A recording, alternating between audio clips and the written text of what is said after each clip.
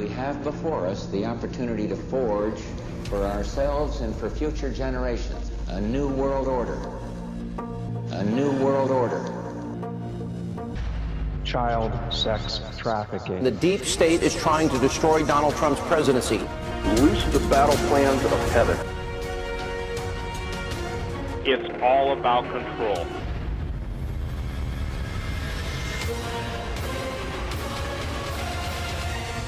Broadcasting live to the world now. It's the Weekend Vigilante, Sheila Zilinsky. Today's program was made possible by the generous prayer and support of the faithful friends and partners of this ministry. Visit our new website at sheila.media. Hello, everyone, and welcome to the Sheila Zilinsky Show for this October 27th, 2017 edition. I hope everyone goes back in the archives and listens to the show I just did with Brother John Ramirez. I hope you are subscribed to my YouTube because it is just been uploaded there as well. It is called Former High-Level Satanic Priest Exposes Halloween's Dark Secret. I said to him, why are you shocked that Christian parents let their children celebrate Halloween? And he gave me his answer. And I believe it's incumbent upon all of us to listen to what he had to say. Third-ranked most powerful warlock in all of New York City, Pele Meombi, Santeria. This is actually the top black magic in all the world. This is heavy duty. This makes voodoo and hoodoo look like child's play. So I really encourage people to go back. Again, it is called Former High-Level Satanic Priest Exposes Halloween's Dark Secret. It is up there now on YouTube. Do go back and listen to that. Well, I'm really excited about today's show because I've wanted to have him on for quite a long time. He is a former NFL quarterback, and he really had an inside view of the NFL. At the time we're recording, it's so amazing. I just saw a headline, could Colin Kaepernick kill the NFL collective bargaining agreement? So much going on with the NFL. It is my pleasure to welcome in the flesh Mr. Mike Boryla. Mike, it is a pleasure to welcome you to the program. Thank you for coming on, sir. Mike, tell folks about your background with the NFL. Hi, Sheila. It's great to be here. Well, I'll start with I was a player rep in the first collective bargaining agreement, because since you just mentioned that Colin has just filed a lawsuit to void the collective bargaining agreement. And I was a All-American quarterback for Stanford University. I was a Pro Bowl quarterback for the Philadelphia Eagles. My second year, I threw 2 touchdowns in the Pro Bowl in the last 8 minutes of the game to win the game by 3 points. I played NFL football for 5 years, and then I was reading the book of Genesis about Lot in Sodom, and I felt the Lord telling me the NFL football was Sodom. And as you know, Sodom is a place of death. It is a place of destruction. And the Lord told me to leave and not look back, even though I just had signed a huge 4-year, multi-year contract because I was a free agent quarterback. So I left, did not talk to anybody because I knew if I talked to anybody, they'd say, you can't leave, you're making too much money. So I left, and for the next 35 years, I did not go to a Philadelphia Eagles football game, did not go to a Stanford football game, and I did not even go to my own high school football games, even though I lived 15 minutes from my high school. So that's a little bit about it. I became a playwright 7 years ago, and then the Lord told me to write a play about my football experiences, even though I had not talked about it for 35 years, never talked to anybody about my football experiences. And I wrote a play called The Disappearing Quarterback, and I performed that 34 times to mostly sold-out audiences in Philadelphia and in Denver. It was a one-man play. And now I'm a playwright here in Castle Rock, Colorado, God's country, and just observing what is happening to the NFL psychopathic death trap. Well, isn't it stunning that just as we're recording today, Chris Borland blasts the NFL for hiding CTE risks. And really, he shocked the sports world when he left the NFL after his rookie season, saying that the long-term health risks of playing NFL are not worth it. You actually have went as far as to say they should be charged. I mean, we're talking about covering up facts of knowing that playing can lead to death. I think they should be put on trial for reckless endangerment of life. And yes, they should be put on trial. I think the Department of Justice should do a criminal investigation on the NFL. It's very basic three things: what they knew, when did they know it, and what they did to hide it. But I'm a former attorney. I did practice law for 15 years, and I'm a realistic guy. I know that they will never get charged anything here in the U.S. Yeah, there's no rule of law for these fat cap billionaire boys club. It always seems like they're above the rule of law. You know, one thing that really stunned me, and I came across a statistic, and it really shocked me, and I talked about this a little bit in my video, NFL SmackDown, which I've linked also there in the description. This was shocking to me that according to the NFL Players Association, the average career length is about 3.3 years. And what shocked me even more than that was the average life expectancy, the lifespan of an NFL player, 53 years, depending on the playing position. Significantly lower death rate than men in the general population. That is stunning. Well, it is. And the thing that's horrific, and I've tried to tell people this here in Castle Rock, but they don't want to hear it. It still is very clear, has been this way for 15, 20 years. The average career is 3.5 years. It's been that way for decades. And the average lifespan is anywhere, it's tough to figure out exactly what it is, between 52 and 55 years of age. So for every 1 year of NFL football that you play, it takes off, on average, 7 years of your lifespan. It's a horrific situation. Absolutely. Well, and you know this, Mike, your body takes, when you're playing in the NFL, you know, you're getting hit at those kind of velocities. I mean, your body takes a tremendous amount of punishment. I mean, it's just not natural for the body to get impacted like that. You know, it's stunning that CTE is found in 99% of studied brains from deceased NFL players. I mean, that alone is absolutely staggering. And yet I know, as a mom whose son played college ball, you know, whenever you got hit like a freight train, it's just, you know, walk it off. No big deal. Back in the day, they called the concussion getting dinged. Getting dinged. And I can still remember my Eagles running back coach inviting me into his office after I had my third concussion. And he said, Mike, it's no big deal. You just got dinged. And, you know, Sheila, it's very interesting. In football, they use these tough, warlike military terms like attack, blitz, the shotgun. But whenever you had a concussion, they made it sound like you just won big at bingo. They told you it wasn't a big deal, and God knows how many concussions I experienced. And about a month ago, I had my 6-hour neuropsychologist exam, and I hope to get the report here in the next month. I think I'm doing pretty well, but most of my friends are completely destroyed. One of the quarterbacks I played ball with was Jim Plunkett. He was a Heisman Trophy winner at Stanford and most valuable player in the Super Bowl for the Oakland Raiders. He was interviewed in the middle of August by the San Jose Mercury, and the title of the article was, and this is totally Jim Plunkett, this is the way he was. He was always so honest. The title of the article is My Life Sucks. He explained how he's had over 20 football-related surgeries, and he did not name them, but he is taking 12 different prescription medicines to try and stay afloat. Wow. And then the following week after reading that article, my quarterback friend named John Reeves, who I played ball with at Philadelphia, and who actually beat all of Jim Plunkett's NCAA passing records that Jim had set at Stanford. He'd set all the NCAA passing records. He beat them at the University of Florida, and we were in conversations, email conversations the week before, and he was so excited that he had been named one of the top 50 Cincinnati Bengals players of all times.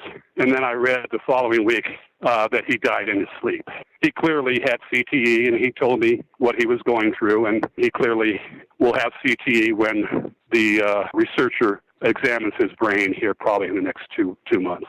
And I had only had 3 concussions, and for you that may seem like a lot, but for us NFL football players, that's nothing. Plunkett had 10. God knows how many John Reeves had. But for me, I'm a healthy 66-year-old. I'm a playwright. I'm able to stand up on stage in Philadelphia in front of sold-out audiences and recite an 80-minute one-man play. So I'm in good shape, but most of the guys that I know are either dead or struggling in silence. Most of my friends never tell me how they're doing, and I usually hear it from a close friend of his, or when I get a phone call from his wife inviting me to his last dinner party to say goodbye to everybody. You know, it seems crazy to me. You know, you spend your whole entire, probably your childhood, your youth, your young adult life playing football, trying to get to the pinnacle of success in your field. Of course, all young football players aspire to go to the NFL. And then it turns out that the average career is 3.5 years. And on top of that, if you play longer than that, then guess what? Your average lifespan is 53 years. It almost seems twisted that anyone would want to even watch this game knowing the kind of punishment and death that is inevitable for all the players.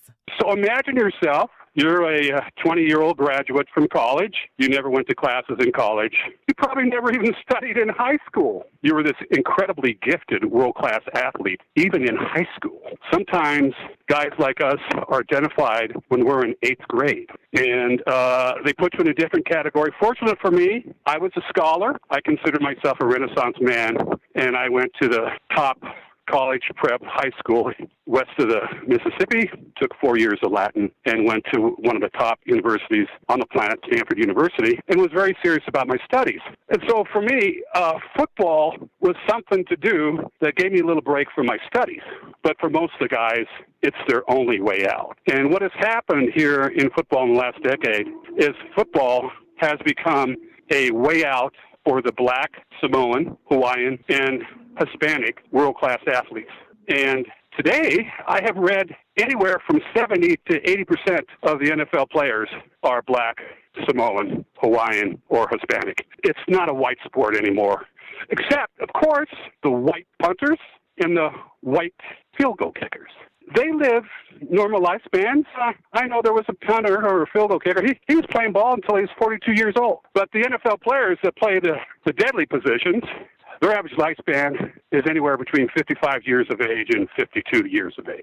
I researched that 2 years ago because I was writing about it. And I tried to get Hawaiian players in the NFL, and I tried to get Samoan players in the NFL. And then I took out the two white non-football players. Just to let you know, the white punters and the white field goal kickers in the NFL, we don't consider them football players. We never saw them. They practiced by themselves. They'd be in another field playing freeze tag while we were practicing on another field. So I took the white punters and the white field goal kickers off the equation, and I came up with, this was a couple years ago, these statistics were 2 or 3 years old. So about 5 years ago, I got between about 70 and 75% were Black, Samoan, and Hawaiian. But I saw something recently that says, no, it's now 80%. It was some report that said 80% were Black. When you add in the Samoans and Hawaiians, I mean, every nose guard, 350-pound nose guard is usually from the island of Tonga, But, what I've heard is in Green Bay, there's a senior sumo wrestling league that the NFL football fans are fattening up for so they could wrestle each other. Wow. When you really think about it, you don't typically see these big hulking white males in the NFL. No, they're just little geeky punters and field goal kickers. And I think pretty much the quarterback's still, primarily a white position for whatever reason. I have no idea why. But when you deal with the interior line, the really dangerous positions, offensive interior line, the defensive interior line, it's primarily a Black, Samoan, Hawaiian, and Hispanic sport. And that's why it makes me uncomfortable to see these studies, because these studies that show that 110 out of 111 dead former NFL players had CTE are really going to impact the Black, Samoan, Hawaiian, and Hispanic communities, because these men are just superb men. They're just leaders in their communities, and they're really going to be damaged. And it's one thing about, you can do okay if you hurt your knee and get an artificial knee, and if you separate your shoulder or get an artificial hip, you can go ahead and do well until you're 60, 70, whatever. And I know guys who have had 4 artificial knees when the parts wear out. But you hurt the brain and everything falls apart. And when you experience this brain damage, this CTE brain damage, it's horrific. It's terrifying. People want to know how terrifying they can read about Mike Webster's last few years when he lost everything and was living in the back seat of his car and shocking himself with the taser gun in order to fall asleep at night. So you don't want to hurt your brain. You can get by with a bad knee or a bad shoulder or artificial hip, but you don't want to hurt the brain. Well, and watching NFL hurts my brain. Does me too. I can't watch it. I can't even listen to the announcers. For some reason, when I listen to the announcers, it just offends me. Because they're always so giggly and happy and smiley, and the shill NFL announcers and what is going on in the field is absolutely disgusting. Well, I said in a Facebook post, I hope the NFL becomes the MySpace of sports. And I have said this for years, Mike, that the NFL is the biggest globalist propaganda pushing machine. These New World Order bullies of the NFL bullying us into submission, kneeling or hiding when our national anthem is played, forcing us as a captive audience to witness their disrespecting, vile, insulting, and uninformed view of what America stands for. It's a slap in the face to those men who bled and even died on the battlefield to protect the very blanket of freedom that these jokers enjoy. It's such an atrocity to me. It absolutely is. And if you're going to protest something, why don't you protest that CTE's been found in 99% of studied brains from deceased NFL players? Wouldn't that be a good protest? Well, actually, I'm not in agreement. I don't think the way to protest is taking a knee during the national anthem. I have a better idea that I would like the NFL players to do. I really, truly believe that God has given them a hammer. He wants them to use this hammer this season. Quit NFL football and not look back, and to never, ever go back. I really urge these Black, Samoan, Hawaiian, and Hispanic players to quit immediately, to walk into their locker room, clear out their locker, and walk out. They don't have to say anything. They don't owe anybody an explanation. Don't sit down and talk to Jerry Jones if you're a Dallas Cowboy. Don't sit down and talk to Bill Belichick if you're a New England Patriots. Just clean out your locker and walk out. Leave, do not look back, and go back to your communities. Go back to your children. Your children, they don't care how much money you make. They just want a healthy dad. Your wives don't care about the money. I know these black guys. Their wives love them. Their children adore them. They need to leave immediately and not look back. The reason why this is so important now is the New York Times had a headlines article on July 26th. The title of the article was 110 out of 111 dead former NFL football players have horrific, deadly CTE brain damage. If they don't leave now, they're going to get CTE. And there's no promises that they don't have it already, because Aaron Hernandez, who was 26 years old when he hung himself in his jail cell, he had CTE. He was only 26. The researcher said it's the worst case of CTE she had ever seen for someone his age. And there were even high school kids and pre-high school kids who had CTE in this study. So I do believe strongly it's time to quit this psychopathic death trap and go back to your communities. You mentioned something earlier I thought was really interesting. Terms they use like blitz, formation. They use words like trenches, neutral zone, no man's land, red zones, suicide squads, bomb squads, end arounds. Like you said, shotgun. The parallels between combat in military and playing NFL football are eerily similar. And yet now we are learning that there's only two groups of people that get CTE: football players and combat veterans. And, we see report after report showing massive concussions and subconcussions from explosive blasts and things of that nature. And it said that even a single traumatic brain injury can cause long-term atrophy and neurodegeneration. I mean, that is absolutely stunning, the parallels here. Yeah, you're right. Tons of military guys. I just read something yesterday about the military. Is they had very few people die over in Iraq, but they have millions, they think, that have this traumatic brain damage. And I talked to a military friend of mine, and he says it's because the body armor was so good. In the past wars, it would have been the other way. You know, everybody would have died, but now they're alive, but they're now brain damaged, just like the NFL football players. And most of the guys that I know have PTSD, and I do have post-traumatic stress disorder. I have been diagnosed with that. When I tried to write my one-man play, I couldn't remember anything about my football career. I only remembered 4 or 5 plays from my Philadelphia career, and my Stanford career was even worse. I was a 2-year starter, and I think I can remember 3 plays. So I had to get a lot of guys, of my friends, 4 of my friends that I played ball with, who told me stories of what happened and helped me write my one-man play. But most of us have PTSD, and it's really hard for us to really remember what happened. Well, it's interesting because just last month I read this headline, and people can look this up. In this new Boston research study, it said they found an increase in the amount of protein CCL11, which is a protein commonly associated with inflammation. So that's kind of a huge development, that they may have found a way to identify CTE in living patients, because prior to that, it's only been found in deceased brains.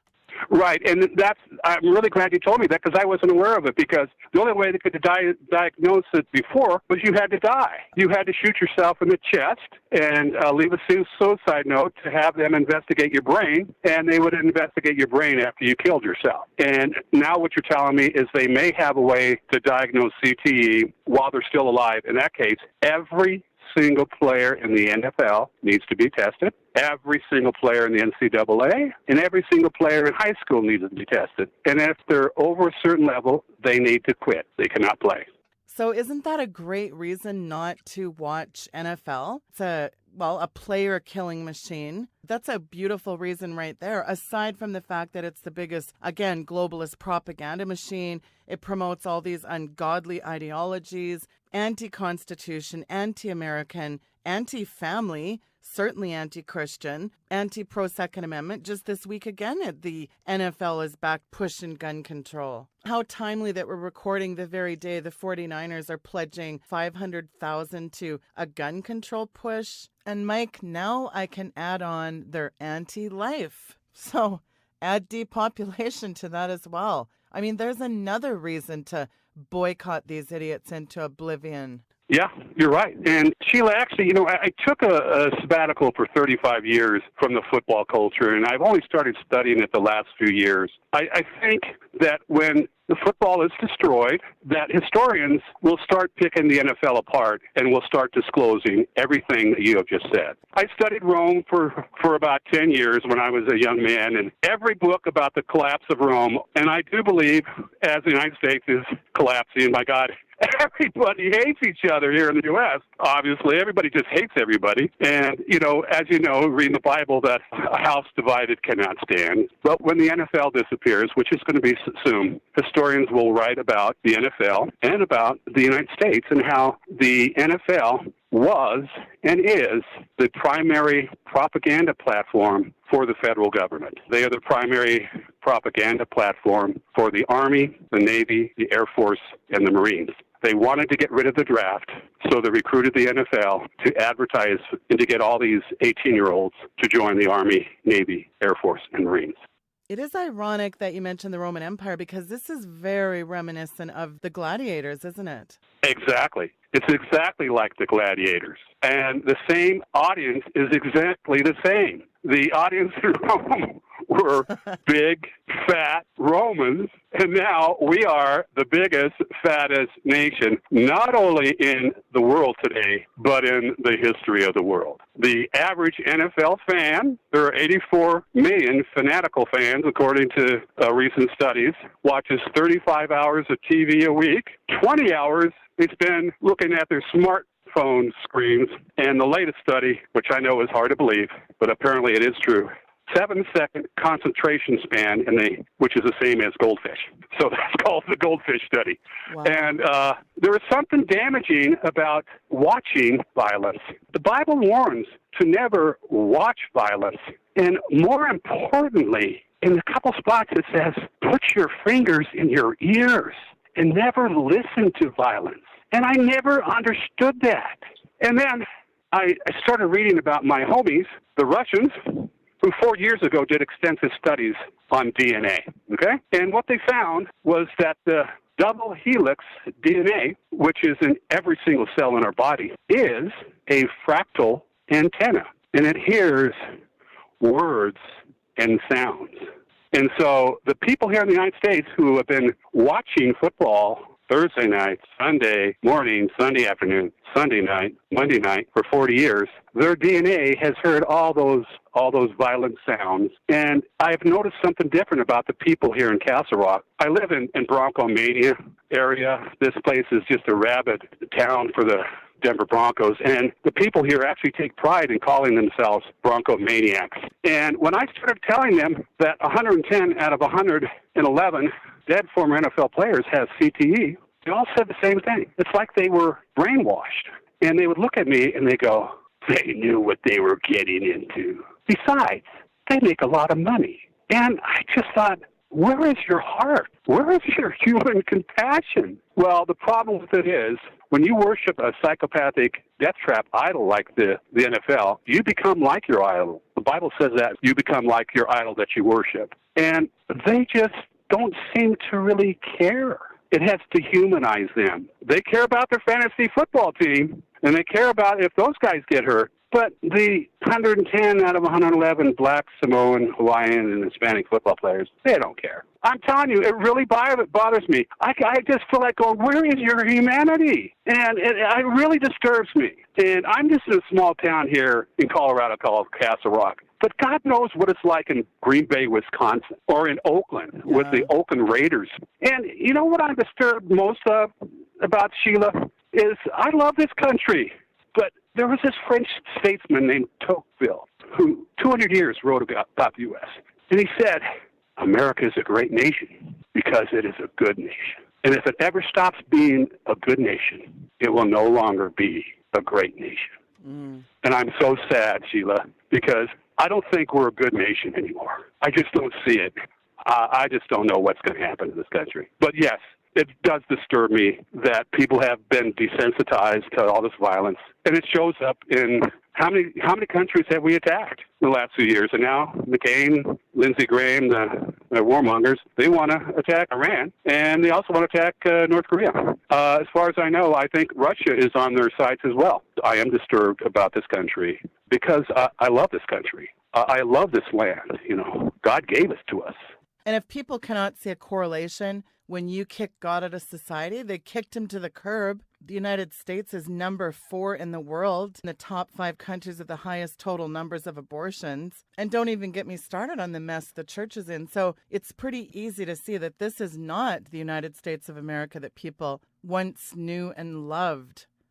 I don't recognize it. You know, I grew up in the Vietnam War era at Stanford, and I grew up in, you know, the hippie era. I kind of am always been kind of a counterculture guy, but no, I don't recognize this place. And it's very sad. We used to be a great nation. You know, people say, well, Trump's going to make America great again, but I think it goes way beyond the White House and the courthouse. It has something to do with the church house. Again, a nation that once honored the 10 Commandments in the social and political arena now thumbs its nose at the Bible, the Constitution, and any other symbol of authority. I was thinking it's ironic that Tim Tebow was jeered and ostracized for kneeling in prayer in the end zone. Well, maybe it's time for these big leaguers, along with the rest of us, to take a knee for the right reason by thanking God for the bounties we enjoy here in the West, including the heartbeat in our chest. What does Jeremiah 32:17 say? There is nothing too hard for God. So while it looks really bleak and it looks really bad and it looks unrecognizable, I still believe that things can be turned around with our prayer. And that's why I think it's really important that we need to be praying for this nation harder than we've ever prayed before, because God can turn it around. And it starts with our prayers.